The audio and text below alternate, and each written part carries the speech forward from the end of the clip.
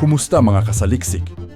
Sa gitna ng madugong digmaan sa pagitan ng Ukraine at Russia, isang bagong kabanata ng tensyon ang binuksan matapos ang pag-atake ng Ukraine gamit ang Storm Shadow missiles na sinusupply ng Britain. Ang target? Isang command center sa Kursk, Russia, kung saan iniulat na naroon ang mga mataas na opisyal ng militar mula sa Russia at North Korea. Ang mabilis, eksaktong pag-atake na ito ay hindi lamang nagdulot ng kaguluhan sa battlefield. Nagpahiwatig din ito ng mensahe sa buong mundo. Ang Ukraine ay may kakayahang lumaban ng matalino kahit pa sa ilalim ng anino ng pandaigdigang tensyon. Ngunit ang pinakakapanapanabik na bahagi ng istoryang ito ay ang posibilidad ng paghingi ng tawad o pakikipagnegosasyon ni Kim Jong-un sa Ukraine. Matapos masugatan ang isang mataas na general ng North Korea sa naturang pag-atake, ang leader ng Pyongyang ay maaring nasa isang maselang posisyon. Ang paghahalo ng pride, galit at takot ay maaring magtulak kay Kim na subukang makipag-usap sa Ukraine upang maiwasan ang mas malaking kahihiyan o mas mabigat na pagkatalo. Sa ilalim ng kanyang matapang na fasad bilang leader ng isang makapangyarihang bansa, maaring tumindig ang panawagan ni Kim para sa pagpigil ng mas maraming karahasan laban sa kanyang mga sundalo. Hindi lingid sa kaalaman ng marami na ang North Korea ay itinuturing na isang malupit at isinasantabi sa pandaigdigang diplomasya, ngunit ang direktang pagkatama sa kanilang opisyal na nakipagpulong sa mga Ruso ay maaaring magdulot ng pagbabago. Maaari bang makita ang eksena kung saan si Kim Jong-un, na kilala sa pagiging walang pakundangan, ay magpapadala ng liham ng pagmamakaawa o pakikipagnegosasyon sa Ukraine. Isang senaryong tila imposible, ngunit ang modernong digmaan ay punong-puno ng hindi inaasahang mga hakbang. Ang pagsalakay sa Kursk gamit ang mga precision missiles ay malinaw na nagpapakita ng bagong antas ng teknolohikal at taktikal na kakayahan ng Ukraine. Sa kabila ng mga limitasyon sa rekurso at manpower, nagawa nitong maghatid ng isang makapangyarihang mensahe. Kahit sino ang kumampi sa kanilang kalaban, walang ligtas. Ang desisyong ito ay tila naglalayon hindi lamang upang labanan ang Russia, kundi upang bigyan ng babala ang lahat ng taga-suporta nito, kabilang na ang North Korea. Sa mga ulat na naglalaman ng mga detalye ng pagsabog at pagkawasak sa Kursk, malinaw na ang Ukraine ay determinado hindi lamang sa paglaban, kundi sa pagbabago ng dynamics ng digmaan. Ang hakbang na ito ay hindi lamang isang simpleng pag-atake, kundi isang estratehikong deklarasyon ng kapangyarihan laban sa kanilang mga kaaway. Habang ang pandaigdigang komunidad ay naghihintay sa susunod na galaw, ang kwento ng digmaan sa silangang Europa ay nagiging mas komplikado, isang digmaan na puno ng drama, taktika at marahil mga nakakagulat na hakbang mula sa mga leader tulad ni Kim Jong-un.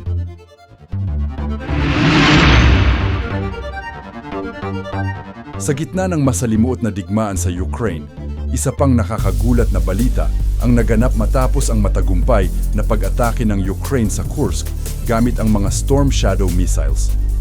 Bukod sa mga nasirang pasilidad ng militar, iniulat na isang mataas na opisyal ng militar ng North Korea ang nasugatan sa naturang insidente. Ang ulat na ito ay nagbukas ng isang masalimuot na aspeto ng alyansang nabuo sa pagitan ng Pyongyang at Moscow. Hindi na lamang ito isang digmaan ng Russia laban sa Ukraine. Kasangkot na rin dito ang dignidad ng isang pandaigdigang outlier tulad ng North Korea. Ang nasabing opisyal na sinasabing dumalo sa isang high-level meeting ng mga general ng Russia ay kabilang sa mga dayuhang tropang sinasabing tumutulong sa Russia. Bagamat hindi pa malinaw kung gaano kalubha ang kanyang kalagayan, ang pagkasugatang ito ay nagdulot ng alingawngaw tungkol sa kakayahan ng North Korea na magpadala ng kanilang top brass upang aktibong lumahok sa digmaan. Ang kanilang presensya ay tila nakatakdang palakasin ang puwersa ng Russia, ngunit ang trahedyang ito ay nagdala ng bagong tanong. Paano magre-responde ang Pyongyang sa direktang pag-atake laban sa kanilang opisyal? Sa North Korea, ang mga leader militar ay hindi basta-basta nasasaktan o nagiging biktima ng isang digmaan sa labas ng kanilang teritoryo. Ang insidenteng ito ay maaaring maging isang punto ng pagkasira sa kanilang internal na pamamahala. Kilala si Kim Jong-un bilang isang leader na mahigpit ang kontrol sa kanyang militar at mga alyansa. Ang pagkakasugatan ng isang mataas na general ay maaaring magdulot ng galit, hindi lamang laban sa Ukraine, kundi pati na rin sa Russia, na tila nabigong protektahan ang kanilang mga dayuhang kaalyado. Ang mas kritikal na tanong ay kung paano ito magbabago sa estratehiya ng North Korea.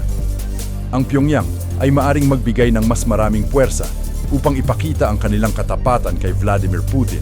Ngunit ang posibilidad ng mas matinding retaliation mula sa Ukraine ay hindi rin maaaring balewalain. Samantala, ang Russia na umasa sa mga dayuhang taga-suporta tulad ng North Korea ay nagkakaroon ng mas malalim na problema sa pagpapanatili ng kanilang alyansa. Ang pag-ataking ito ay tila nagpapatunay na hindi ligtas ang sinuman sa loob ng sphere of influence ng Russia. Kung tutuusin, ang nasabing insidente ay parang simbolo ng pagiging vulnerable ng alyansa sa pagitan ng Moscow at Pyongyang. Habang sinusubukan ng Russia na ipakita na kaya nilang kontrolin ang sitwasyon, ang pagpasok ng mga dayuhang casualty tulad ng sa kasong ito ay tila nagbibigay ng mas malalim na kahihiyan. Para sa North Korea, na bihira lamang nasasangkot sa aktwal na pakikidigma sa labas ng kanilang teritoryo, ang pagkasugatang ito ay isang masakit na paalala kung paano maaaring mapahamak ang kanilang mga opisyal sa isang digmaang hindi nila direktang pinasimulan. Habang ang mundo ay nakatuon sa Kyiv at Moscow, ang Pyongyang ay tahimik, ngunit puno ng tensyon. Ang bawat hakbang ng Ukraine laban sa mga taga-suporta ng Russia ay tila isang tusok sa moral ng kanilang kalaban. At sa pagkakataong ito, ang North Korea ang hindi sinasadyang biktima. Patuloy na nananatili ang tanong, hanggang saan ang kahandaan ni Kim Jong-un na ipagsapalaran ang kanyang mga opisyal para lamang sa isang alyansa na tila unti-unting nadudurog?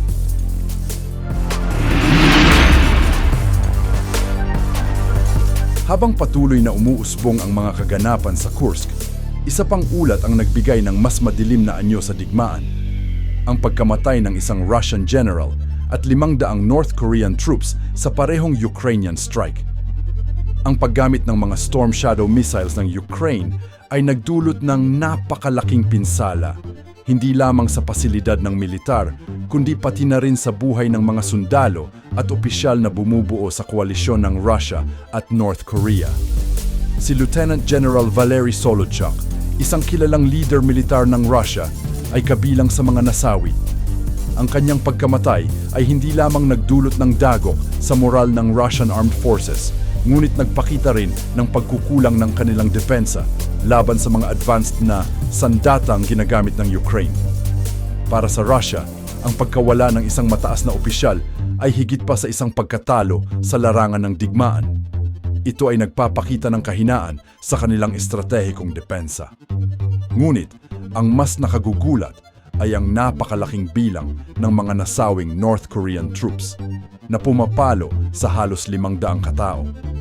Ang tanong ngayon, bakit ganon karami ang mga sundalong North Korean sa Kursk? At bakit sila ang naging tampulan ng isang malawakang strike? Ang sagot ay nakaugat sa lumalaking kooperasyon ng Pyongyang at Moscow. Ang North Korea ay tahasang nagbigay ng manpower para punan ang mga kakulangan ng Russia sa mga sundalo, lalo na sa mga frontline assignments. Ang kanilang deployment ay tila naglalayong magbigay ng karagdagang lakas, ngunit sa halip ay nagdulot ito ng higit pang trahedya para sa kanilang panig. Ang mass casualty na ito ay naglalabas ng maraming komplikasyon. Una, nagmumula na ang tanong sa domestic front ng North Korea. Paano ito ipapaliwanag ni Kim Jong-un sa kanyang sariling bayan? Ang pagkamatay ng 500 sundalo ay isang makabuluhang pagkalugi para sa isang bansang hindi pa ganap na nakikibahagi sa ganitong uri ng digmaan sa labas ng kanilang rehiyon. Ikalawa, lumilitaw ang kritikal na pananaw sa estratehiya ng Russia na malinaw na hindi nakapagbigay ng sapat na proteksyon sa mga tropang dayuhan na kanilang tinanggap. Sa bawat nasawing North Korean troop, isang pahina ang nadaragdag sa listahan ng mga dahilan kung bakit maaaring bumagsak ang alyansa. Para sa Ukraine, ang tagumpay na ito ay hindi lamang isang pagmamarka ng kanilang kakayahang labanan ang makapangyarihang kaaway. Ito rin ay isang simbolo ng kanilang determinasyon na pigilan ang anumang taga-suporta ng Russia na lumapit sa larangan ng digmaan. Ang pagpili ng target ay malinaw na isinagawa ng may pag-iingat at estratehikong pagpaplano. Ang mensahe, walang ligtas, kahit pa mga tropa mula sa isang malayong bansa tulad ng North Korea. Habang nakatayo sa gilid ng matinding tensyon, ang Pyongyang at Moscow, ang mundo ay patuloy na nagmamasid.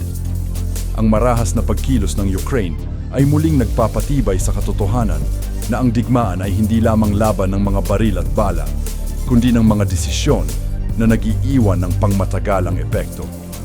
Sa pagkakataong ito, ang dugo ng North Korea at Russia ang siyang naging saksi sa pagsulong ng Ukrainian resistance, isang puwersang hindi kailanman nagpatinag sa gitna ng digmaan.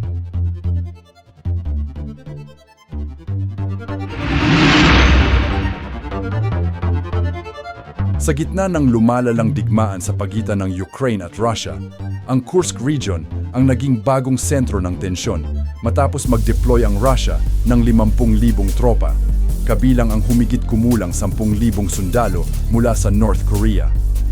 Ang deployment na ito ay nagpapakita ng desperasyon ng Russia na palakasin ang kanilang depensa at labanan ng tuloy-tuloy na opensiba ng Ukraine. Ngunit ito rin ay naglantad ng mga seryosong issue sa estratehiya at moral ng kanilang hukbo. Ang paglalagay ng North Korean troops sa frontline ay isang mapanganib na hakbang. Ang mga ulat ay nagpakita na ang mga sundalo mula sa North Korea ay naatasang magsagawa ng high-risk operations, kabilang ang pagtugon sa mga precision strikes ng Ukraine at ang muling pagtatayo ng mga nasirang infrastruktura ng militar sa Kursk. Subalit, sa kabila ng kanilang pagsisikap, naharap ang mga ito sa kawalan ng sapat na suporta mula sa Russian Armed Forces. Ang kakulangan sa kagamitan, koordinasyon at advanced na depensa ay nagdulot ng mataas na casualty rate sa kanilang hanay, na lalong nagpalala ng tensyon sa pagitan ng Moscow at Pyongyang. Ang mismong presensya ng North Korean troops ay nagpapataas ng tanong tungkol sa kanilang layunin sa digmaan. Bagamat opisyal na idineklara ng Russia na sila ay nasa ilalim ng Mutual Defense Pact, may mga haka-haka na ginagamit ang mga sundalong ito bilang cannon fodder o pantapal sa mga nawawalang puwersa ng Russia. Ang ganitong estratehiya ay hindi lamang nakakabawas sa kanilang moral, ngunit nagiging sanhi rin ng pagkadismaya sa panig ng Pyongyang, lalo tila hindi nila nape-perception ng patas na trato mula sa kanilang alyado. Samantala, ginamit naman ng Ukraine ang kanilang masusing impormasyon sa intelligence upang i-maximize ang epekto ng kanilang mga opensiba. Sa pamamagitan ng pag-target sa mga lokasyong may mataas na konsentrasyon ng foreign troops tulad ng mga North Korean soldiers, nagawa nilang humina ang mga puwersa ng Russia at sirain ang anumang uri ng koordinasyon sa pagitan ng magkasanib na tropa. Ang estratehiyang ito ay nagdulot ng malalaking tagumpay para sa Ukraine, na tila inaasinta hindi lamang ang battlefield dominance, kundi pati na rin ang pagbawas sa suporta ng ibang bansa sa panig ng Russia. Ang deployment ng North Korean troops ay nagpapahiwatig din ng pagkakahiwa-hiwalay ng atensyon ng Russia. Sa halip na mag-concentrate sa isang solong linya ng depensa, kinakailangan nilang hatiin ang kanilang lakas upang suportahan ang mga dayuhang sundalo, muling ayusin ang logistics at tugunan ang mga panloob na tensyon na dulot ng patuloy na pag-atake ng Ukraine. Ang ganitong disorganisasyon ay nagiging favorable sa Ukraine, na patuloy na gumagamit ng kanilang momentum upang pataasin ang moral ng kanilang hukbo habang binabawasan ang kapasidad ng kanilang kalaban. Sa kabila ng lahat ng ito, nananatili ang tanong: hanggang kailan magpapadala ng sundalo si Kim Jong-un sa isang digmaang hindi direktang konektado sa kanyang interes? Habang patuloy na dinadagdagan ng Pyongyang ang kanilang presensya, nahaharap sila sa tumitinding hamon, ang posibilidad na ang kanilang mga tropa ay hindi na makakauwi sa kanilang bayan, dala ang karangalan ng tagumpay, kundi ang bigat ng pagkatalo sa isang dayuhang digmaan. Ang ongoing sitwasyon ay tila nagpapakitang ang digmaan sa Ukraine ay hindi na lamang simpleng labanan ng dalawang bansa, kundi isang komplikadong laro ng geopolitika kung saan ang bawat pagkilos ay may malawak na implikasyon.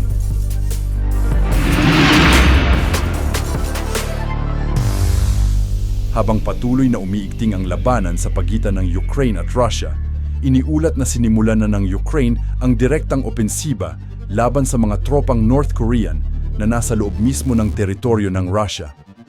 Ang hakbang na ito ay nagpapakita ng mas mapangahas na estratehiya ng Kyiv na tila naglalayong sirain hindi lamang ang puwersang militar ng Russia, kundi pati ang mga dayuhang taga-suporta nito, gaya ng mga sundalo mula sa Pyongyang. Ang direktang pag-target ng Ukraine sa mga North Korean troops ay isang malinaw na mensahe ng determinasyon. Walang puwang para sa anumang dayuhang puwersa na makialam sa digmaan.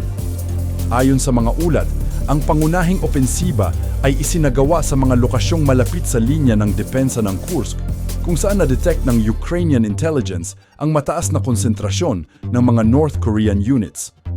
Ang mga operasyong ito ay tila planado, mabilis at tiyak na nagpapakita ng kakayahan ng Ukraine na magamit ang modernong intelligence at advanced weaponry upang magdala ng malaking pinsala.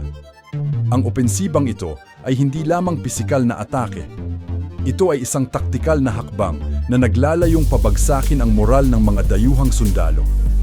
Ang mga ulat ng mataas na casualty rate at pagkabigo sa depensa ng mga North Korean troops ay nagiging sanhi ng pagkadismaya sa loob ng kanilang hanay.